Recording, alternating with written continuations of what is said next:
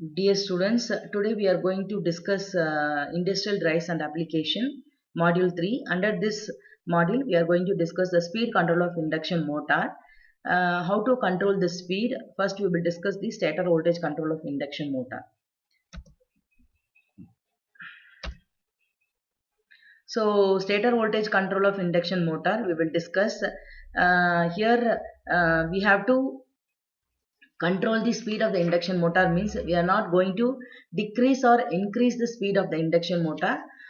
We are going to control the speed of the induction motor for the wide range of of your specific load torque. Okay, and here this is your speed torque curve, and for this voltage, for the applied voltage V, your load torque, this is your load torque and this is your induced torque. Okay, load torque is TL and the induced torque is this one, TI. Okay, this is your induced torque. And for the supply voltage V, the load torque and induced torque will be constant, and the cross section of this load torque and induced torque is nothing but your operating point of your induction motor. Okay, operating point of your induction motor. If you reduce the voltage V to V dash, your the induced torque will be this one. Okay, if your induced torque will be this one. If you keep on reduce your voltage, what will happen? The induced torque will not be there. The induced torque will not be there, and there will not be any operating point in the induction motor, so that speed will be 0. Okay, speed will be 0. And see here one more thing, we have to make sure that always the induced torque will be is equal to your load torque. The induced torque will be is equal to load torque. This you have to satisfy. Okay, for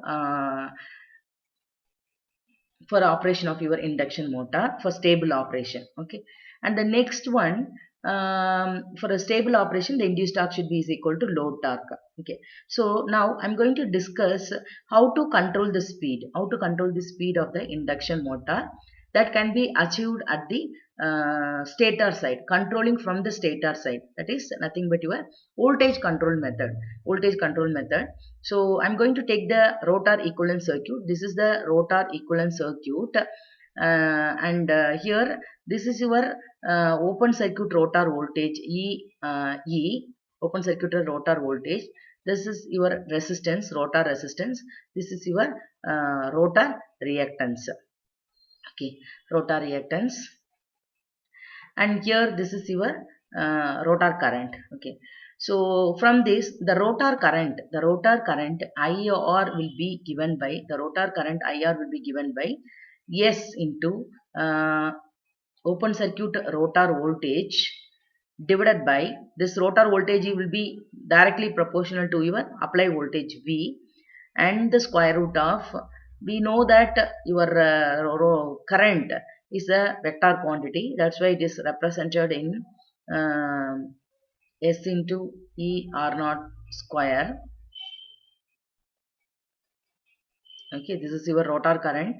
And your torque, the induced torque will be given by, we know that 180 F divided by P. So 180, or we can write it as 180 divided by 2 into 2 pi S ns into S into E R naught into RR divided by RR square plus S into ERR square. This is your rotor induced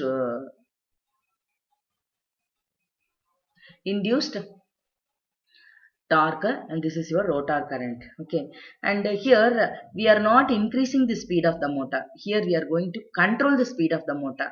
That is where your rotor speed should be less than the rated speed. Rated speed is 1500 rpm. Okay, we are going to control the speed of the motor, not reducing or decreasing the speed of the motor. And also one more conditions I told, that your induced torque will be is equal to always your load torque. Okay, induced torque should be always equal to load torque.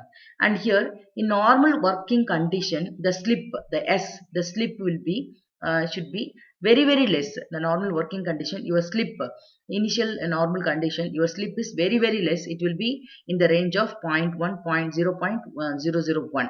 Okay, and here the slip is very less, so that here this will be negligible. So your induced torque will be is equal to S into ER naught RR divided by this RR square.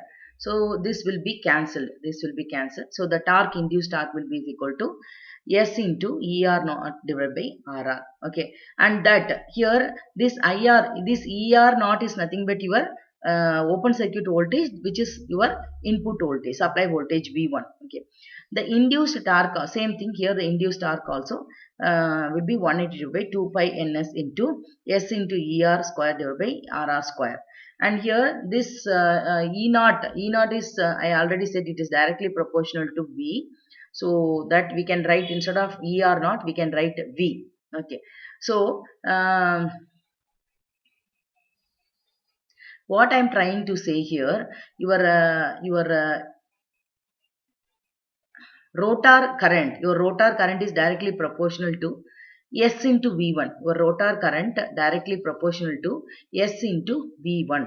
Okay, S directly proportional to S into V1 divided by RR. Okay, divided by RR.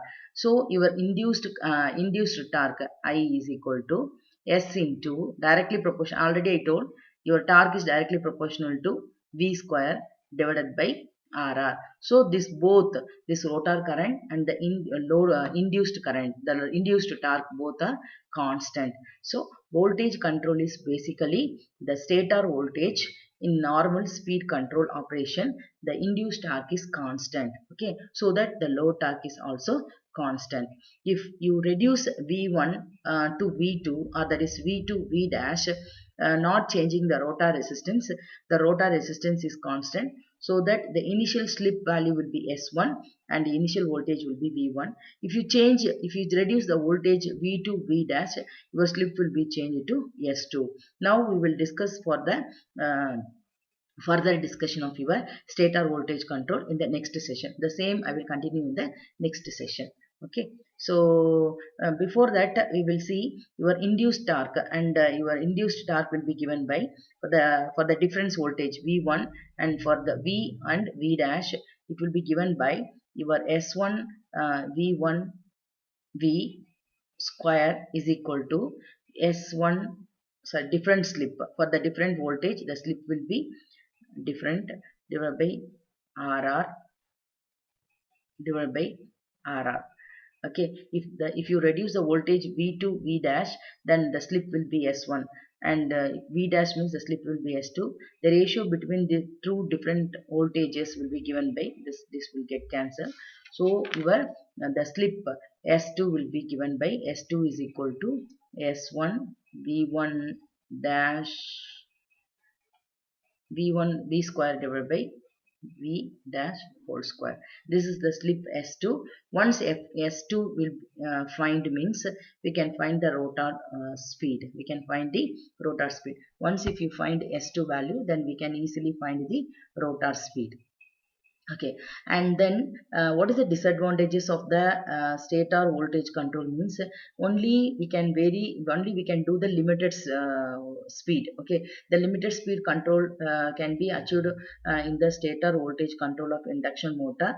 So if you want to drive very high load, it is not possible. Okay, this type of method is not possible to control the speed. If you want to drive very high load, this method is not possible. So, and here we know that if a slip increases, means automatically your speed will decrease, because if you reduce the voltage, your induced torque will reduce, so the slip also will reduce, so that your speed also will reduce. So the next another method, speed control of induction motor, another method, the same topic, frequency control of induction motor, that we will discuss in the next session. Okay, thank you students.